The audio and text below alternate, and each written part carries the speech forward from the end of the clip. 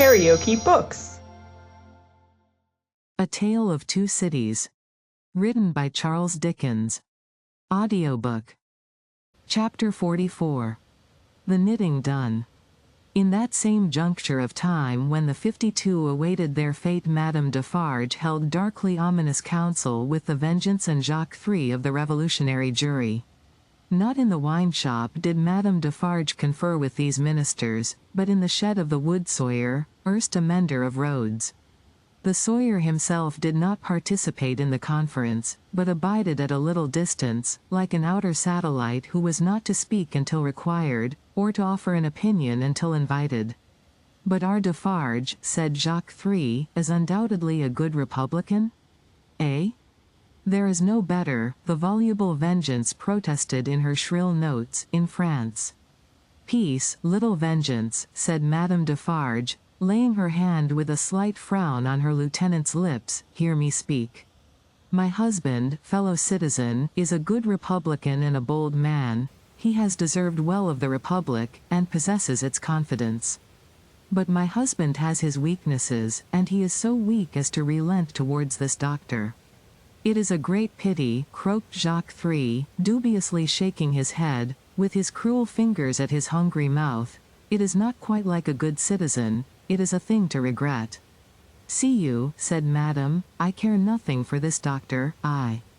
He may wear his head or lose it, for any interest I have in him, it is all one to me. But the Evremond people are to be exterminated, and the wife and child must follow the husband and father." "She has a fine head for it," croaked Jacques III. "I have seen blue eyes and golden hair there, and they looked charming when Samson held them up." Ogre that he was, he spoke like an epicure.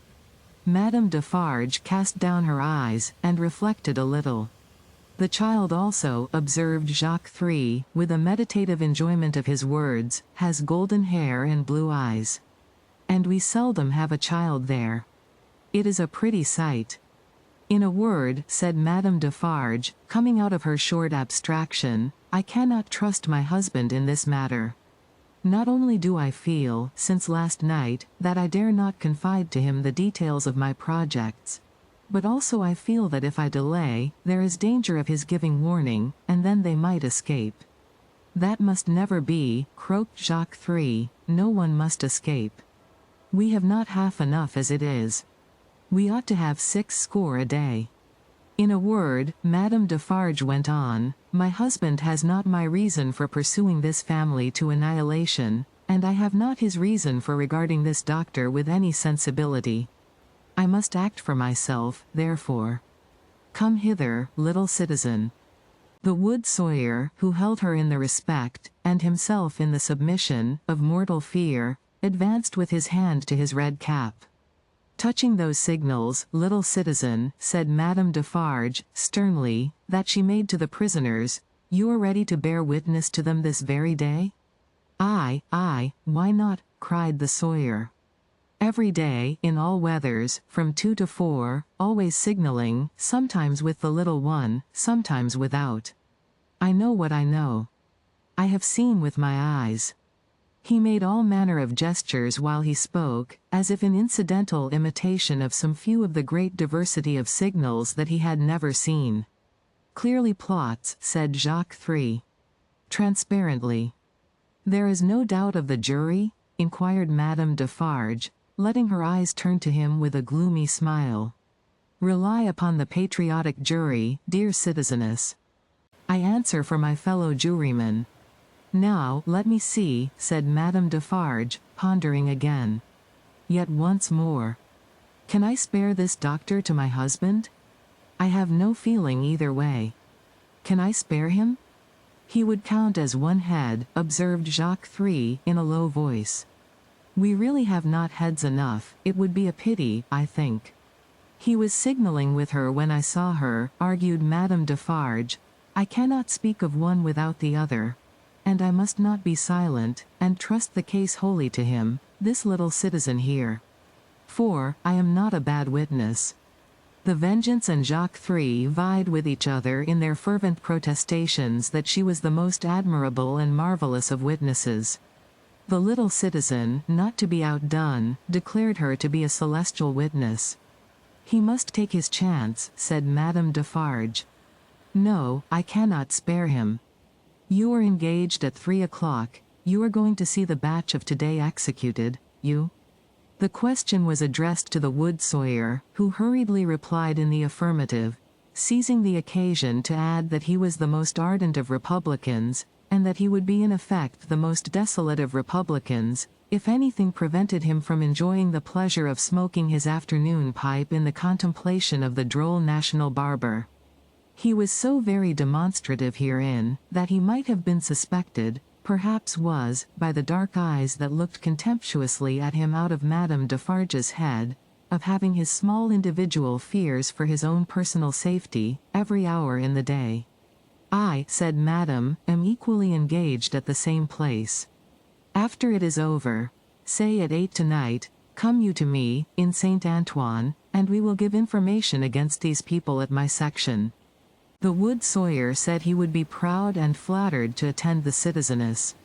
The citizeness looking at him, he became embarrassed, evaded her glance as a small dog would have done, retreated among his wood, and hid his confusion over the handle of his saw. Madame Defarge beckoned the juryman and the Vengeance a little nearer to the door, and there expounded her further views to them thus. She will now be at home, awaiting the moment of his death. She will be mourning and grieving. She will be in a state of mind to impeach the justice of the Republic. She will be full of sympathy with its enemies. I will go to her. "What an admirable woman, what an adorable woman," exclaimed Jacques III, rapturously. "Ah, my cherished," cried the Vengeance, and embraced her. "Take you my knitting," said Madame Defarge, placing it in her lieutenant's hands, "and have it ready for me in my usual seat. Keep me my usual chair. Go you there, straight, for there will probably be a greater concourse than usual, today." "I willingly obey the orders of my chief," said the Vengeance with alacrity, and kissing her cheek. "You will not be late?" "I shall be there before the commencement. And before the tumbrils arrive." "Be sure you are there, my soul," said the Vengeance, calling after her, for she had already turned into the street, "before the tumbrils arrive."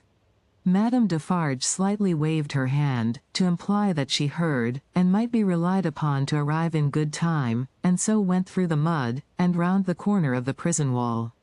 The Vengeance and the juryman, looking after her as she walked away, were highly appreciative of her fine figure, and her superb moral endowments. There were many women at that time, upon whom the time laid a dreadfully disfiguring hand, but there was not one among them more to be dreaded than this ruthless woman, now taking her way along the streets. Of a strong and fearless character, of shrewd sense and readiness, of great determination, of that kind of beauty which not only seems to impart to its possessor firmness and animosity, but to strike into others an instinctive recognition of those qualities, the troubled time would have heaved her up, under any circumstances. But, imbued from her childhood with a brooding sense of wrong, and an inveterate hatred of a class, opportunity had developed her into a tigress. She was absolutely without pity. If she had ever had the virtue in her, it had quite gone out of her. It was nothing to her, that an innocent man was to die for the sins of his forefathers. She saw, not him, but them. It was nothing to her, that his wife was to be made a widow and his daughter an orphan. That was insufficient punishment, because they were her natural enemies and her prey, and as such had no right to live. To appeal to her, was made hopeless by her having no sense of pity, even for herself. If she had been laid low in the streets, in any of the many encounters in which she had been engaged, she would not have pitied herself, nor, if she had been ordered to the axe tomorrow, would she have gone to it with any softer feeling than a fierce desire to change places with the man who sent her there. Such a heart Madame Defarge carried under her rough robe. Carelessly worn, it was a becoming robe enough, in a certain weird way, and her dark hair looked rich under her coarse red cap. Lying hidden in her bosom was a loaded pistol. Lying hidden at her waist was a sharpened dagger. Thus accoutred, and walking with the confident tread of such a character, and with the supple freedom of a woman who had habitually walked in her girlhood, barefoot and bare-legged, on the brown sea sand, Madame Defarge took her way along the streets. Now, when the journey of the travelling coach, at that very moment waiting for the completion of its load, had been planned out last night, the difficulty of taking Miss Pross in it had much engaged Mr. Lorry's attention. It was not merely desirable to avoid overloading the coach, but it was of the highest importance that the time occupied in examining it and its passengers should be reduced to the utmost, since their escape might depend on the saving of only a few seconds here and there. Finally, he had proposed, after anxious consideration, that Miss Pross and Jerry, who were at liberty to leave the city, should leave it at 3 o'clock in the lightest wheeled conveyance known to that period. Unencumbered with luggage, they would soon overtake the coach, and, passing it and preceding it on the road, would order its horses in advance, and greatly facilitate its progress during the precious hours of the night, when delay was the most to be dreaded. Seeing in this arrangement the hope of rendering real service in that pressing emergency, Miss Pross hailed it with joy. She and Jerry had beheld the coach start, had known who it was that Solomon brought, had passed some 10 minutes in tortures of suspense, and were now concluding their arrangements to follow the coach, even as Madame Defarge, taking her way through the streets, now drew nearer and nearer to the else deserted lodging in which they held their consultation.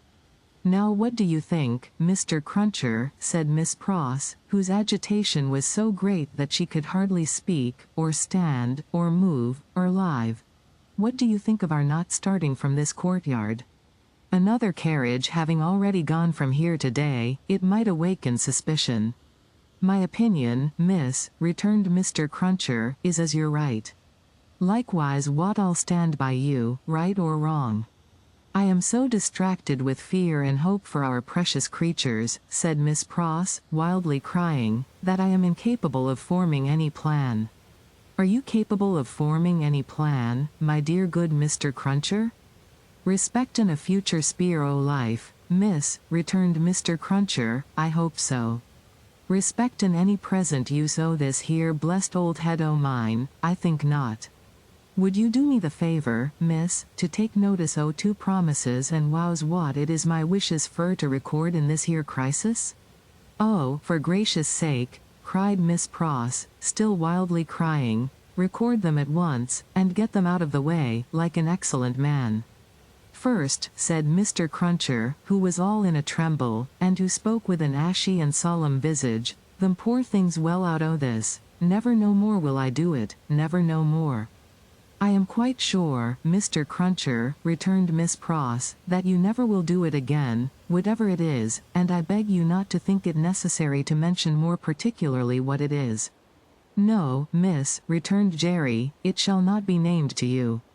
"Second, them poor things well out o' this, and never no more will I interfere with Mrs. Cruncher's flopping, never no more."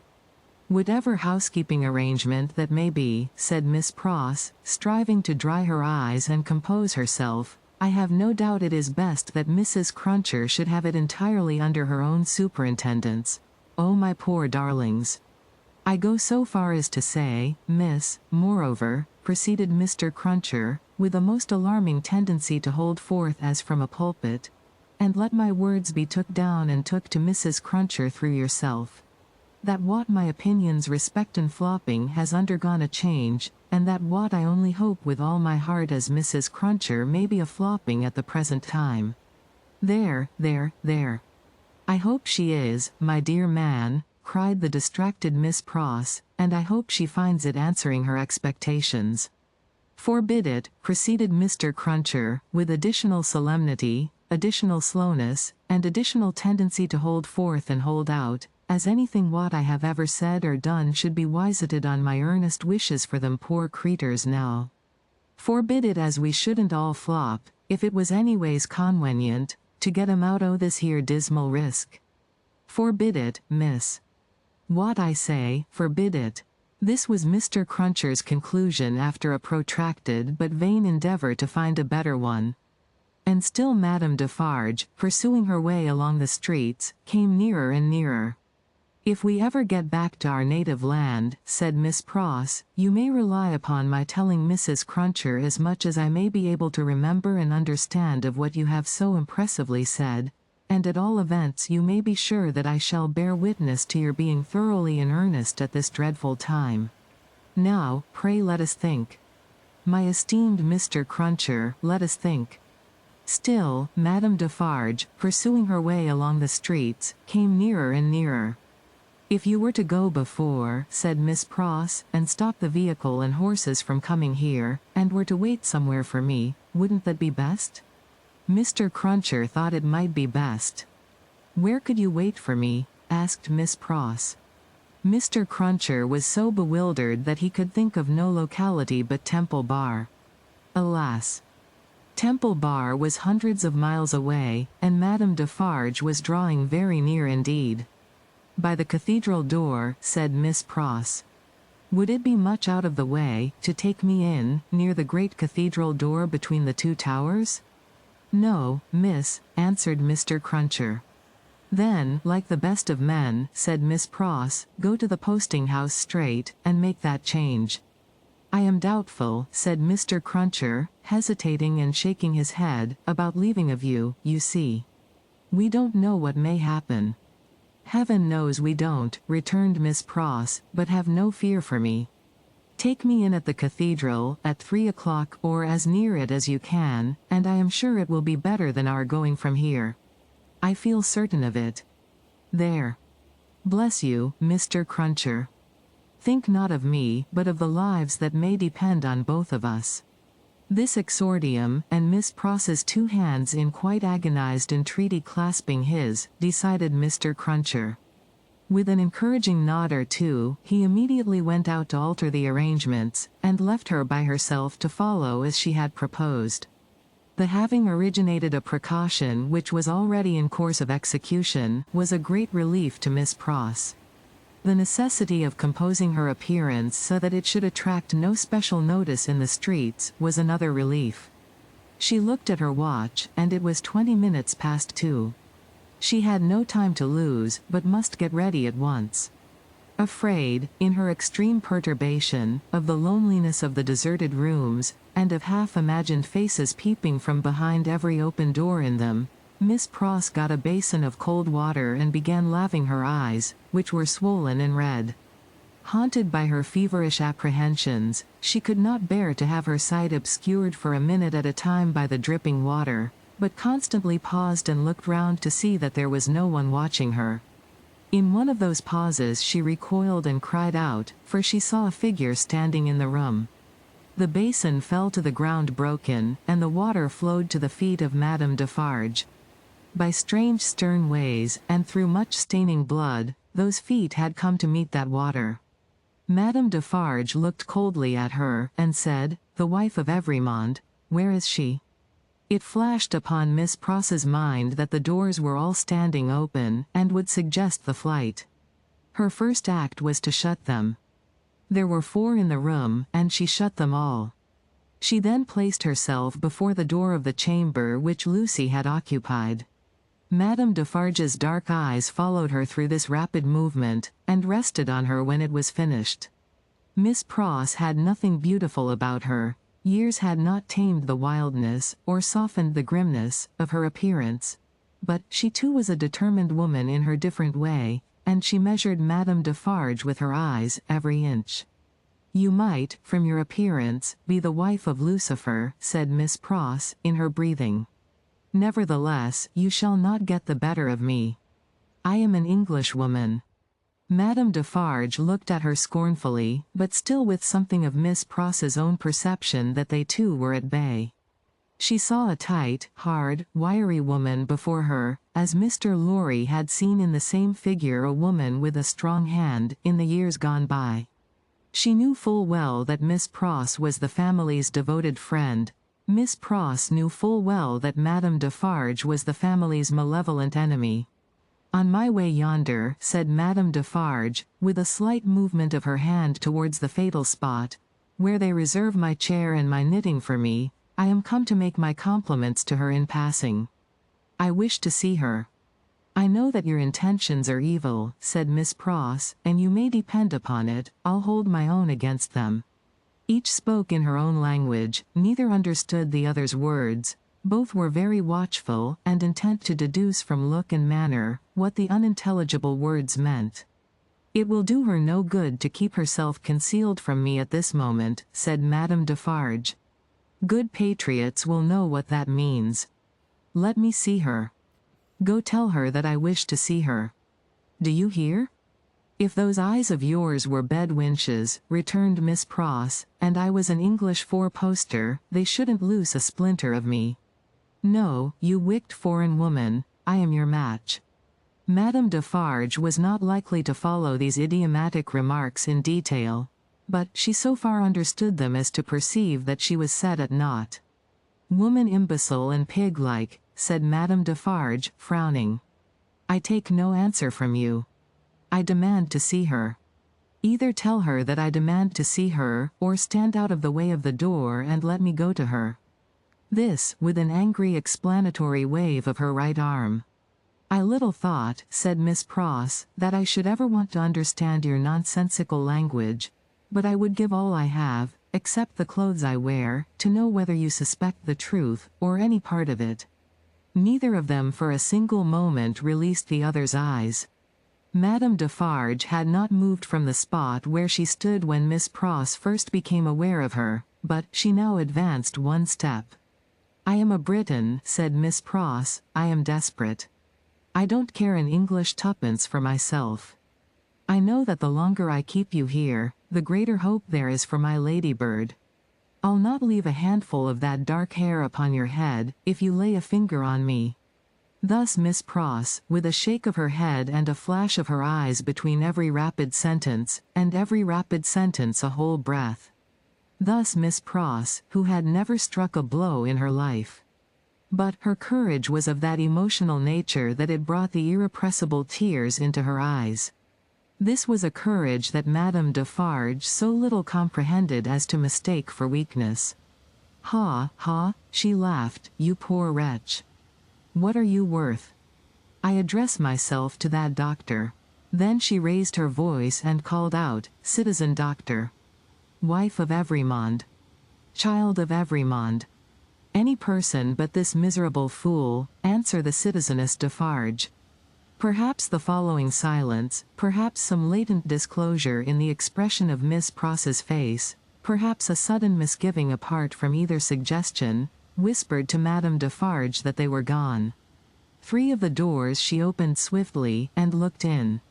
"Those rooms are all in disorder, there has been hurried packing, there are odds and ends upon the ground. There is no one in that room behind you. Let me look." "Never," said Miss Pross, who understood the request as perfectly as Madame Defarge understood the answer. "If they are not in that room, they are gone, and can be pursued and brought back," said Madame Defarge to herself. "As long as you don't know whether they are in that room or not, you are uncertain what to do," said Miss Pross to herself, "and you shall not know that, if I can prevent your knowing it, and know that, or not know that, you shall not leave here while I can hold you. I have been in the streets from the first, nothing has stopped me. I will tear you to pieces, but I will have you from that door," said Madame Defarge. "We are alone at the top of a high house in a solitary courtyard, we are not likely to be heard, and I pray for bodily strength to keep you here, while every minute you are here is worth 100,000 guineas to my darling," said Miss Pross. Madame Defarge made at the door. Miss Pross, on the instinct of the moment, seized her round the waist in both her arms, and held her tight. It was in vain for Madame Defarge to struggle and to strike. Miss Pross, with the vigorous tenacity of love, always so much stronger than hate, clasped her tight, and even lifted her from the floor in the struggle that they had. The 2 hands of Madame Defarge buffeted and tore her face, but Miss Pross, with her head down, held her round the waist, and clung to her with more than the hold of a drowning woman. Soon, Madame Defarge's hands ceased to strike, and felt at her encircled waist. "It is under my arm," said Miss Pross, in smothered tones. "You shall not draw it. I am stronger than you, I bless heaven for it. I hold you till one or other of us faints or dies." Madame Defarge's hands were at her bosom. Miss Pross looked up, saw what it was, struck at it, struck out a flash and a crash, and stood alone, blinded with smoke. All this was in a second. As the smoke cleared, leaving an awful stillness, it passed out on the air, like the soul of the furious woman whose body lay lifeless on the ground. In the first fright and horror of her situation, Miss Pross passed the body as far from it as she could, and ran down the stairs to call for fruitless help. Happily, she bethought herself of the consequences of what she did, in time to check herself and go back. It was dreadful to go in at the door again, but she did go in, and even went near it, to get the bonnet and other things that she must wear. These she put on, out on the staircase, first shutting and locking the door and taking away the key. She then sat down on the stairs a few moments to breathe and to cry, and then got up and hurried away. By good fortune she had a veil on her bonnet, or she could hardly have gone along the streets without being stopped. By good fortune, too, she was naturally so peculiar in appearance as not to show disfigurement like any other woman. She needed both advantages, for the marks of gripping fingers were deep in her face, and her hair was torn, and her dress, hastily composed with unsteady hands, was clutched and dragged 100 ways. In crossing the bridge, she dropped the door key in the river. Arriving at the cathedral some few minutes before her escort, and waiting there, she thought, what if the key were already taken in a net? What if it were identified? What if the door were opened and the remains discovered? What if she were stopped at the gate, sent to prison, and charged with murder? In the midst of these fluttering thoughts, the escort appeared, took her in, and took her away. "Is there any noise in the streets?" she asked him. "The usual noises," Mr. Cruncher replied, and looked surprised by the question and by her aspect. "I don't hear you," said Miss Pross. "What do you say?" It was in vain for Mr. Cruncher to repeat what he said. Miss Pross could not hear him. "So I'll nod my head," thought Mr. Cruncher, amazed. "At all events she'll see that." And she did. "Is there any noise in the streets now?" asked Miss Pross again, presently. Again Mr. Cruncher nodded his head. "I don't hear it." "Gone deaf in an hour?" said Mr. Cruncher, ruminating, with his mind much disturbed. "What's come to her?" "I feel," said Miss Pross, "as if there had been a flash and a crash, and that crash was the last thing I should ever hear in this life. Blest if she ain't in a queer condition," said Mr. Cruncher, more and more disturbed. "What can she have been a-talkin' to keep her courage up? Hark! There's the roll of them dreadful carts. You can hear that, miss?" "I can hear," said Miss Pross, seeing that he spoke to her, "nothing." "Oh, my good man, there was first a great crash, and then a great stillness, and that stillness seems to be fixed and unchangeable, never to be broken any more as long as my life lasts. If she don't hear the roll of those dreadful carts, now very nigh their journey's end," said Mr. Cruncher, glancing over his shoulder, "it's my opinion that indeed she never will hear anything else in this world." And indeed she never did. If you liked what you heard, please subscribe to the channel.